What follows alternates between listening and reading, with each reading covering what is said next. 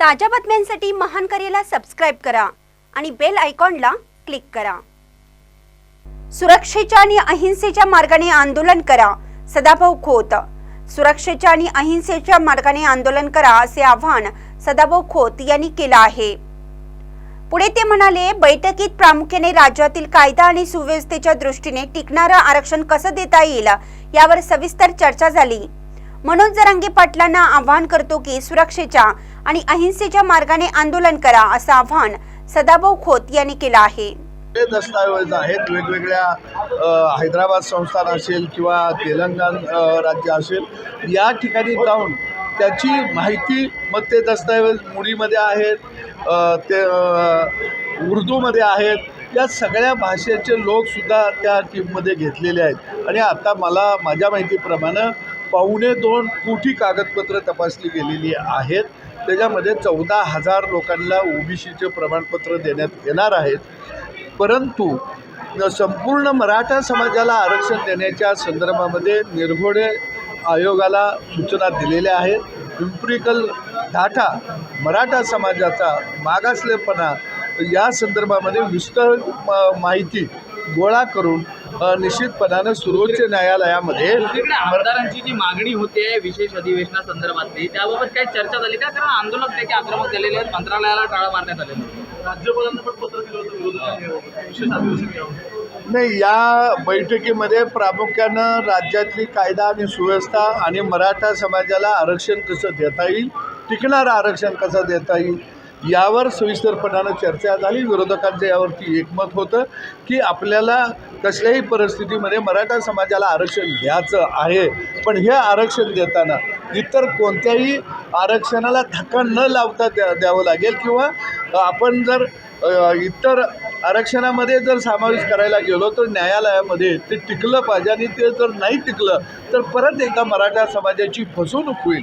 आणि म्हणून निश्चितपणानं 2-3 आयोग यावरती प्रामुख्यानं काम करत आहेत। मी मनोज जरांगे पाटलांना आपल्या माध्यमातून आवाहन करेन की आपल्या रूपानं मराठा समाजावरती एक निष्प्रयपणानं काम करणारा एक नेतृत्व खऱ्या अर्थाने मिळालेलं आहे।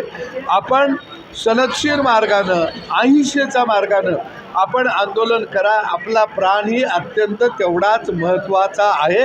आपण सरकारबरोबर चर्चाही चालू ठेवा, कारण चर्चेच्या माध्यमातूनच प्रश्न सुटू शकतात, ही भूमिका आम्ही बैठकीमध्ये घेतली। त्यांची मागणी होती सर आंदोलन भरकटतंय का, दिशाहीन झालंय का? काही समाजकंटकामुळे सरसकट कुणबी प्रमाणपत्र दिली तर ती कायद्याच्या चौकटीमध्ये टिकू शकणार नाहीत, न्यायालयामध्ये ती टिकू शकणार नाहीत, मराठा समाजाची परत एकदा फसवणूक होईल।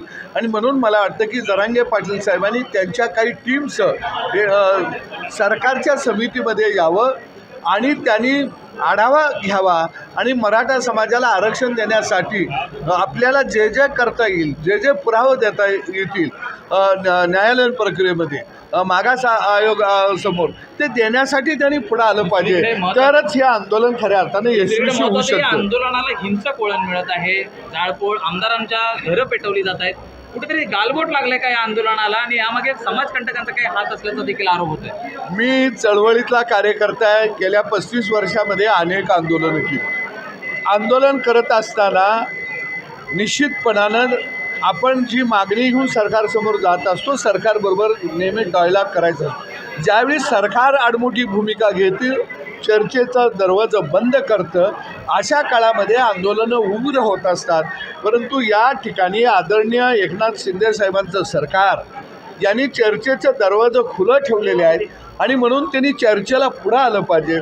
परंतु असंही कोण बोलला तर त्यालाही टार्गेट केलं जातं।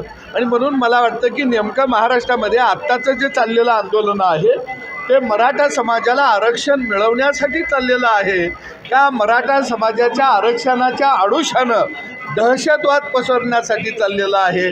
जे लोक प्रस्थापितांच्या विरोधामध्ये बोलत आहेत त्यांचा गळा दाबण्यासाठी चाललेला आहे का, याचा विचारसुद्धा आता करावा लागेल. कारण आम्हीही मराठा समाजातलेच आहोत, परंतु आंदोलन जर भरकटत असेल तर त्याचा गांभीर्यानं विचार झाला पाहिजे, केला गेलाच पाहिजे. समाजकंटकांमध्ये काही विरोधी पक्षातले राजकीय पक्षांचे कार्यकर्ते देखील सहभागी झाले नाही, आम्ही आता सरकारला सांगितलं की आंदोलन मराठा समाजाच्या आरक्षणासाठी. असं असताना इथं जर घरं पिटवली जाणार असतील, लोकांना धमकावलं जाणार असेल, तर याच्यामध्ये कोणत्याही पक्षाचे कार्यकर्ते असो, कोण समाजकंटक आहेत हे आता सरकारनं शोधून काढलं पाहिजे. कारण या जनतेला महाराष्ट्रातल्या संरक्षण देणं महत्त्वाचं आहे. महाराष्ट्रामध्ये दुष्काळाचाही प्रश्न आवासून उभा राहिलेला आहे. अनेक प्रश्न या महाराष्ट्रामध्ये उभा आहेत आणि म्हणून मला वाटतं गोंधळ घालून, जाळपोळ करून या महाराष्ट्रातली शांतता जर कोण भंग करत असेल तर त्याच्या बाबतीत सुद्धा सरकारनं कडक पावलं उचललीच पाहिजे. या भूमिकेचा